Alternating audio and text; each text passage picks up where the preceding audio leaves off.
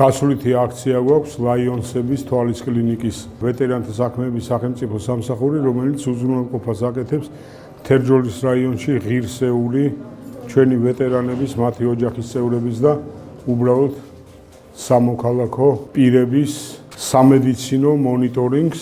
სახელმწიფოს ჩართულობა ყოველთვის თვალნათელია ჩვენი ვეტერანების კეთილდღეობისთვის და მათ ჯანმრთელობაზე ზრუნვისთვის. ვეტერანთა სახელმწიფო სამსახურის მიერ ქალაქ თერჯოლაში მოხდა ორდღიანი აქცია, სადაც ჩემი მუნიციპალიტეტიდან მონაწილეობა მიიღო დაახლოებით 150 დაინტერესებულმა პირმა და მინდა უღრმესი მადლობა გადავუხადო ბატონ კობა კობალაძეს და თითოეულ ექიმს, ვინც ჩვენი მუნიციპალიტეტის მოსახლეობაზე ამ მიმართულებით ეზრუა. ტრადიციად იქცა ჩვენი კლინიკის მიერ რეგიონებში ვეტერანების გასინჯვა.